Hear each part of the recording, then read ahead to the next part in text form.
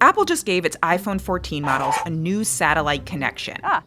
Okay, we're connected. If you need help, it can be used to send a message to emergency services when you don't have cellular or Wi-Fi connectivity. To test this, I'm not exactly off-grid. I'm in Prospect Park in Brooklyn, and Apple gave me this test phone where the cellular radio is disabled so the satellite connectivity kicks in. The only thing I needed next? An emergency. While that creates a pretty staged demo where little can go wrong, I still got a really good sense of how this feature works and how extremely limited the feature is compared to other satellite devices. Okay, yes. Let's say fake Joanna falls. Ready? Bye. So, I call 911, but there's no cell service. So instead, the iPhone shows this, an emergency text via satellite button. When I select that, I get this screen where I can select from these options. There are some additional things to answer too. Who needs help? Me. Always. Chest pain, traumatic injury, sickness, stroke, drowning, other. Traumatic injury. I can also decide if I want to alert my emergency contact. Now comes the connection to the satellites, which in the demos took anywhere from a few seconds to a minute. It's looking for signal. Okay, I'm going to turn to the right. The phone prompts you to move in different directions to be better in line with the satellite, which if I really did fall would be a bit of an issue. To the right, like Beyonce says.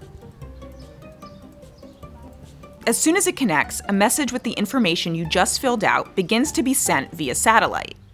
But here's the interesting thing. Those messages may not go directly to emergency services yet. If your local responders don't accept text messages, the message goes to an Apple Relay Center, where a person will then relay the information to local responders to get you the help you need. In either case, a dispatcher may ask for some additional questions via text. Describe the location of the emergency. Near a bridge, and a path, and a tree. It takes much longer for the messages to go through than when on a cellular connection, so Apple suggests keeping the messages shorter so there's less data to send. Okay, the local responders have been notified of my fall. In the case of this demo, Apple has cut off those messages from actual emergency workers. Like any piece of satellite equipment, the phone has to be outside with a clear view of the sky so it can connect to a satellite. Apparently this extra, 2 feet doesn't help at all. In one test, I did run into a connection issue. Turn right to find the satellite. I'm not connected anymore.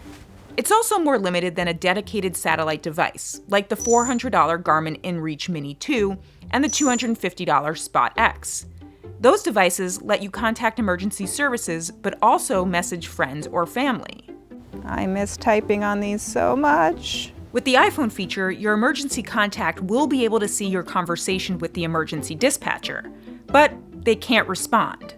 The Garmin and Spot X, however, do require monthly subscriptions. Apple says this feature is free for the first 2 years.